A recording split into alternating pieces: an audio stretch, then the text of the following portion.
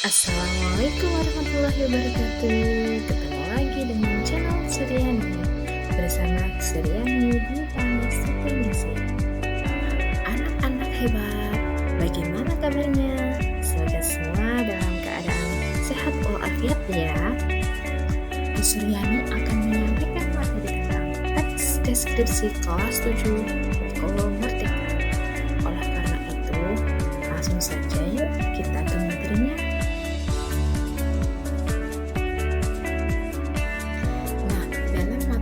Deskripsi ini kita akan mempelajari 4 hal dalam belajar.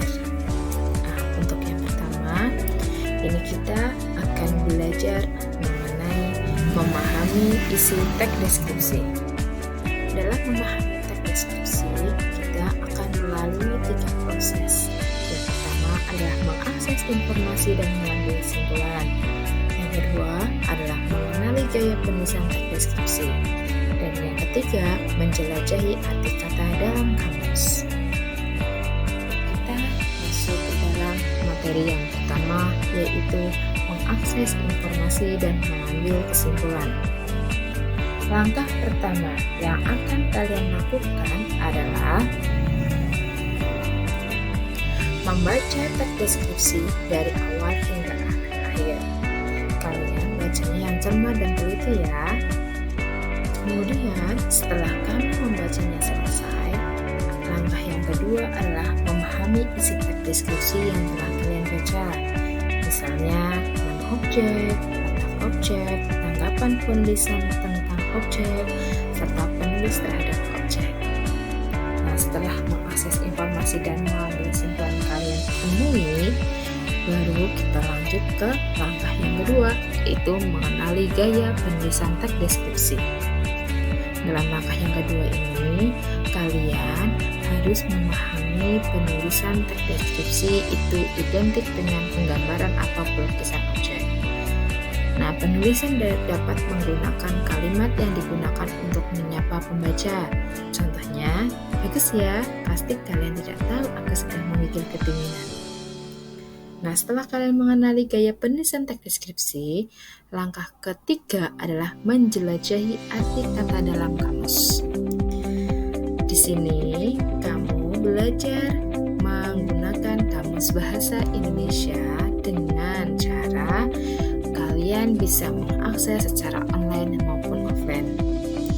Nah, nanti kalian bisa berlatih dan belajar dalam menemukan arti kata dalam sebuah objek ataupun benda.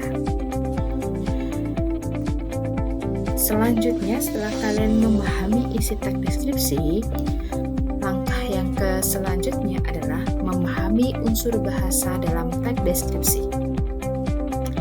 Nah, sebelum kita memahami unsur bahasa, di sini Bu Suryani akan menerangkan pengertian teks deskripsi terlebih dahulu.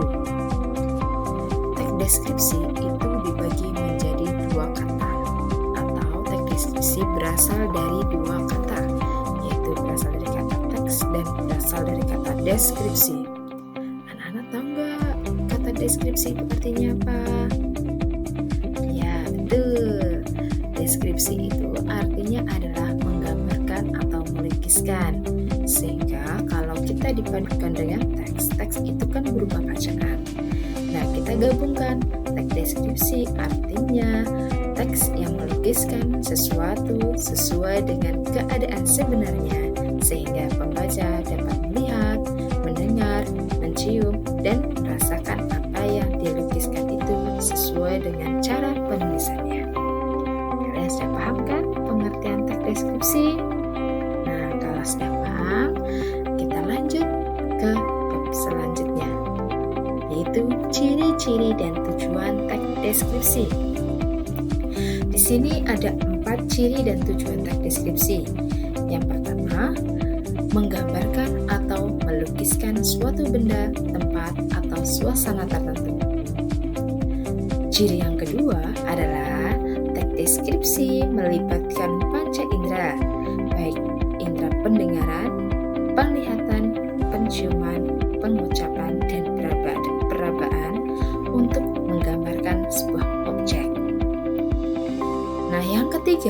teks deskripsi adalah bertujuan agar pembaca seolah-olah dapat melihat atau merasakan sendiri objek yang dideskripsikan.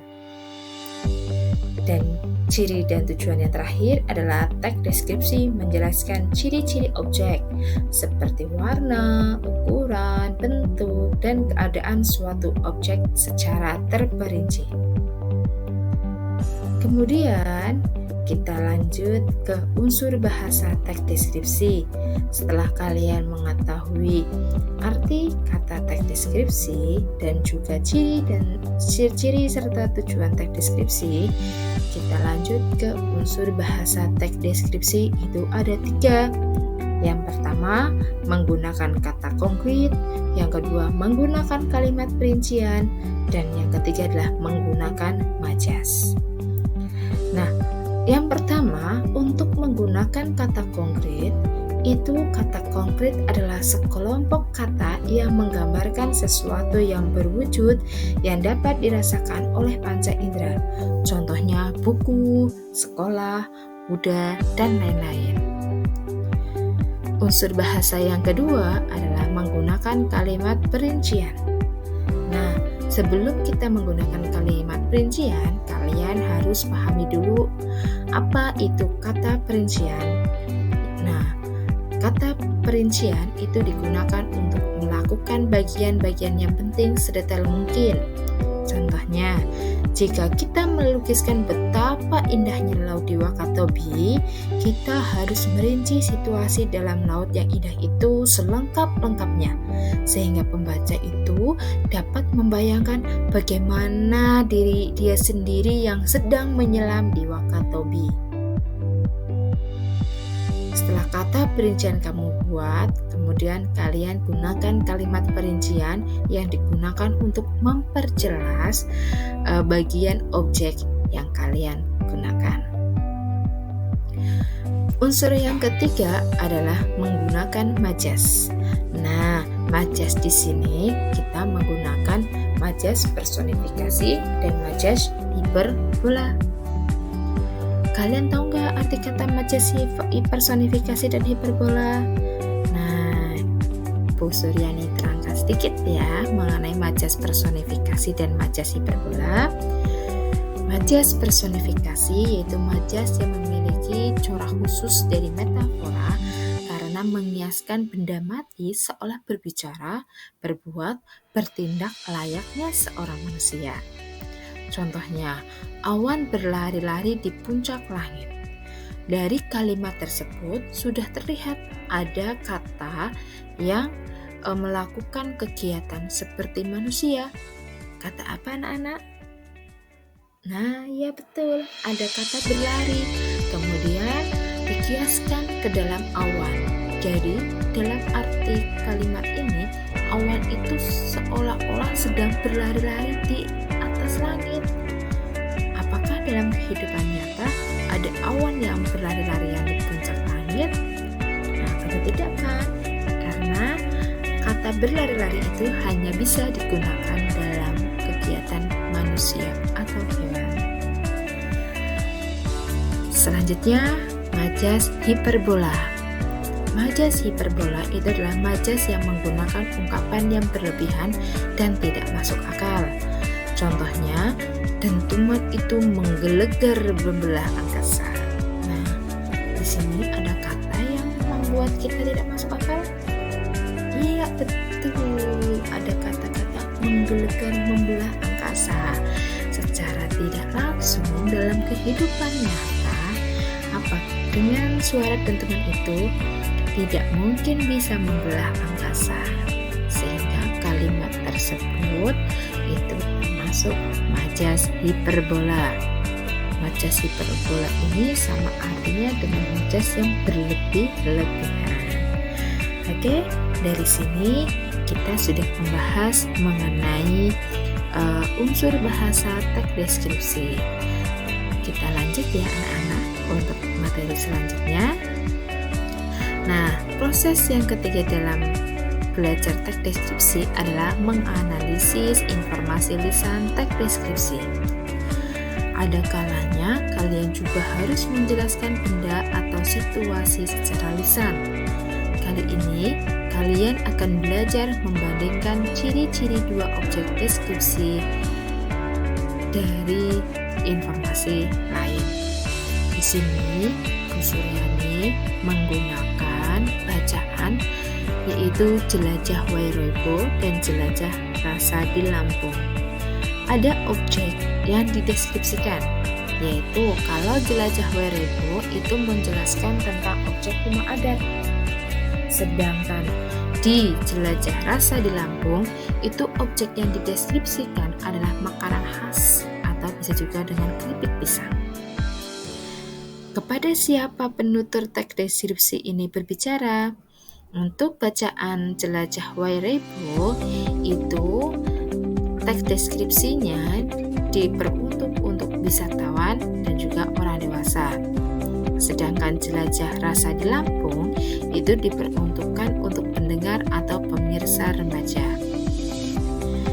Adakah pertanyaan yang ketiga? Apakah kata sapaan yang digunakan oleh penutur teks deskripsi tersebut? Ada. Kata sapaan itu menggunakan kata, kalau dalam jelajah Wairebo itu ada kata kakak, bapak, atau ibu. Sedangkan kata sapaan yang digunakan dalam jelajah rasa di Lampung itu menggunakan kata sapaan teman-teman dan kalian. Nah, menurut kalian apa tujuan penutur menjelaskan objek tersebut? Nah, dari bacaan jelajah Wairebo, penutur itu menjelaskan objek tentang cara, bahan membuat rumah, dan fungsinya. Sedangkan jelajah rasa di Lampung itu menjelaskan tentang rasa keripik pisang. Di sini selanjutnya adalah tulislah dua kalimat deskripsi yang menarik menurut kalian. Di sini Bu Suryani menemukan kata-kata yang menarik ini menurut Bu Suryani ya. Dalam bacaan jelajah Wairebo itu ada kata-kata yang menarik atau kalimat yang menarik. Yang pertama, nah seperti kakak-kakak dan bapak atau ibu bisa lihat, baruniang terbuat dari beberapa jenis rumput lalu dilapisi ijuk atau serat pohon palem. Kalimat yang kedua adalah setiap baruniang memiliki 5 tingkat. Bapak ibu semua ditutupi dan setiap tingkatnya memiliki jendela kecil. Di sini menggambarkan rumah adat yang ada di Wairebo, sehingga menurut Bu dua kalimat ini menarik untuk kita pahami. Sedangkan untuk jelajah rasa di Lampung itu juga ada kalimat deskripsi yang menarik. Contohnya, wah enak sekali, keripiknya lebih tebal dari keripik pisang biasa. Keripik ini lebih empuk juga, tetapi tetap renyah ketika digigit. Kalimat yang kedua adalah saat menggigit, kalian akan bisa merasakan rasa manis di ujung lidah. Lalu setelah beberapa saat, kalian akan merasakan rasa enaknya, rasa asinnya. Begitu menurut Bu Suryani. Di sini ada contoh yang kedua, membandingkan ciri-ciri benda yang dituturkan dalam kedua teks yang dapat membantu kalian untuk membandingkan kalimat penjelasan pada teks tersebut. Kalian dapat menuliskan kata konkret dan kalimat perinci pada setiap kalimat. Untuk jelajah Wairebo, di sini ada kalimat mengenai baruniang terbuat dari beberapa jenis rumput lalu dilapisi ijuk atau serat pohon palem. Bahan-bahan ini merupakan bahan pilihan agar baruniang kuat menahan serangan angin dan air hujan. Silakan Bapak Ibu sentuh dinding rumah ini, terasa kokoh kan? Nah, di situ dalam teks jelajah Wairebo ada kalimat penjelasan mengenai tekstur dan bahannya. Kalimat tersebut bertujuan agar pembaca seolah-olah ikut melihat dan menyentuhnya. Ada kalimat konkretnya, yaitu kalimat konkretnya berupa kata baruniang. Nah, baruniang itu adalah nama rumah adat yang ada di jelajah Wairebo. Sedangkan kalimat terperincinya itu karena menjelaskan tentang tekstur dan bahan, di situ dijelaskan secara rinci. Terbuat dari jenis rumput lalu dilapisi ijuk atau serat pohon palem. Bahan-bahan ini merupakan bahan pilihan agar baruniang kuat menahan serangan angin dan air hujan. Nah, itu adalah kalimat perinci pada teks yang berjudul Jelajah Werebo. Kemudian untuk teks yang berjudul Jelajah Rasa di Lampung, itu ada sebuah paragraf yang menyatakan bahwa keripiknya lebih tebal dari keripik-keripik pisang biasa. Keripik ini lebih empuk, tetapi tetap renyah ketika digigit. Rasa coklatnya, wow, jangan ditanya, mantap. Saat menggigit, kalian akan bisa merasakan rasa manis di ujung lidah. Lalu setelah beberapa saat, kalian akan merasakan sensasi sedikit rasa pahitnya. Pahit bercampur manis, khas coklat yang pekat. Pasti kalian penggemar coklat akan suka. Di situ dijelaskan dan tergambarkan dengan secara jelas bahwa kalimat tersebut menjelaskan tentang rasa. Tujuannya agar pembaca itu seolah-olah ikut merasakannya. Nah, dari sebuah paragraf tersebut sudah ada kata konkretnya. Kata konkretnya apa? Yaitu keripik pisang. Nah, sedangkan kalimat perincinya adalah terlihat dari kata mulai dari kata lebih tebal dari keripik pisang biasa. Nah, itu adalah jenis dari kalimat konkretnya. Jadi kalimat kata perinci dan kalimat kata konkret dan kalimat perincinya. Selanjutnya, setelah kalian menulis informasi teks deskripsi, selanjutnya adalah kita akan membahas tentang menyunting isi teks deskripsi. Nah, kalian sudah memahami isi teks deskripsinya, kalian sudah memahami unsurnya, dan kalian juga sudah menganalisis informasi secara lisan dari teks deskripsinya. Nah, selanjutnya adalah menyunting teks deskripsi. Nah, kegiatan menyunting ini yang kalian lakukan adalah memperbaiki kata-kata atau kalimat yang ada dalam teks tersebut. Apabila dalam teks tersebut ada kata atau kalimat yang belum padu atau salah penggunaannya. Contohnya, yang pertama adalah mengenali tanda baca dalam teks deskripsi. Yang pertama adalah huruf kapital. Nah, biasanya sering sekali huruf kapital itu diabaikan. Huruf kapital dipakai sebagai huruf pertama kata depan awal kalimat. Contohnya, keripiknya lebih tebal dari keripik pisang biasa. Nah, kata keripiknya karena memulai pada awal itu harus menggunakan huruf kapital. Huruf kapital yang kedua dipakai sebagai huruf pertama nama geografi. Contohnya ada kata Surabaya, Jalan Kartini, Kabupaten Cilacap, Sungai Serayu, Gunung Slamet, dan lain-lain. Tanda baca yang kedua adalah tanda koma. Tanda koma ini dipakai di antara unsur-unsur dalam suatu pemerincian atau pembilangan. Contohnya, Vina membeli buku, pensil, dan penggaris di toko. Nah, di sini ada penggunaan unsur-unsur komanya ya. Yang kedua adalah tanda koma dipakai sebelum kata penghubung seperti tetapi, melainkan, sementara, dan sedangkan dalam kalimat majemuk setara. Sebagai contoh, Nani mencuci piring, sementara itu ibu memasak di dapur. Kemudian setelah tanda koma, lanjut tanda koma dipakai di belakang kata atau ungkapan penghubung antar kalimat seperti oleh karena itu, dengan demikian, sehubungan dengan itu, dan meskipun demikian. Contohnya, Gunung Merapi sudah meletus beberapa kali. Dengan demikian, kawah hasil letusan dan hutan mati menjadi daya tarik wisata ini. Tanda koma juga dipakai sebelum dan atau sesudah kata seru, seperti kata oh, ya, wah, aduh, hai, dan amboi. Tanda koma juga dipakai sebelum dan atau sesudah kata pada kata sapaan seperti bu, pak, ka, atau dik. Contohnya, wah.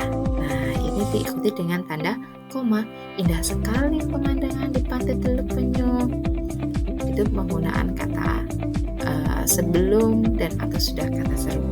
Sedangkan untuk kata sapaannya, sebagai contoh, kamu setuju kan, Dik? Nah, itu juga bisa digunakan sebelum kata dik, ya. Selanjutnya adalah kata depan. Kata depan itu ada 3 jenis. Yang pertama adalah kata depan di, ke, dan dari. Penulisannya untuk kata depan di, ke, dan dari itu adalah terpisah dari kata yang mengikutinya. Biasanya kata di dan ke apabila kata selanjutnya itu adalah kata tempat, penulisannya pasti dipisah. Tapi kalau kata depan di dan ke, kata selanjutnya bukan ke dalam atau menunjukkan tempat, itu penulisannya digandeng. Contohnya, di mana letak Telaga Warna? Di sini ada kata depan di. Selanjutnya setelah kata di itu menunjukkan tempat mana. Nah, itu berarti penulisannya harus dipisah. Contoh yang kedua adalah dia ikut berlibur ke pantai Pangandaran. Nah, di sini ada kata depan ke. Kenapa dipisah? Karena kata selanjutnya itu adalah menunjukkan tempat atau lokasi yang ditujukan di sini adalah pantai Pangandaran.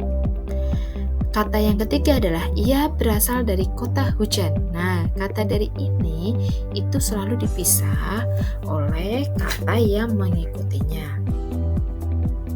Setelah kalian memahami isi teks deskripsi, memahami unsur bahasa, menganalisis informasi secara lisan, dan menyunting teks deskripsi, selanjutnya adalah kalian belajar menyajikan teks deskripsi secara sederhana. Selain tempat-tempat tertentu, sesuatu yang dapat ditulis menjadi teks deskripsi adalah makanan, alat tulis, tanaman, binatang piaraan, atau apa saja yang identik dengan diri kalian. Langkah-langkahnya bagaimana dalam menyajikan teks deskripsi? Yang pertama, tulislah ciri-ciri benda tersebut pada diagram atau tabel. Yang kedua, tulislah beberapa kalimat deskripsinya. Yang ketiga, ceritakan benda itu kepada teman-teman kalian melalui media tulis. Yang keempat, gunakan kata sapaan yang akrab dan santun untuk menarik perhatian mereka. Yang kelima, ingat, kalian harus membuat teman-teman kalian dapat membayangkan, menyentuh, melihat langsung, meraba, membau, atau merasakan benda itu. Yang keenam, gunakan kata konkret dan kalimat perinci. Dan yang ketujuh, selamat berlatih menulis teks deskripsi. Nah, di sini Bu Suryani akan memberikan contoh diagram ciri-ciri benda sebelum kalian membuat teks deskripsi. Yang pertama, kamu menyebutkan nama bendanya dulu, kemudian warnanya, aroma rasanya, baunya, dan teksturnya. Dari ciri-ciri tersebut, kemudian kalian buat teks deskripsinya. Begitu anak-anak, sudah paham semua mengenai penjelasan yang Bu Suryani bawakan? Mudah-mudahan penjelasan ini bermanfaat untuk kalian ya, dan kalian bisa belajar dengan baik dalam membuat teks deskripsi. Terima kasih teman anak-anak yang hebat, semoga bermanfaat. Jangan lupa like dan subscribe channel ini ya. Assalamualaikum warahmatullahi wabarakatuh.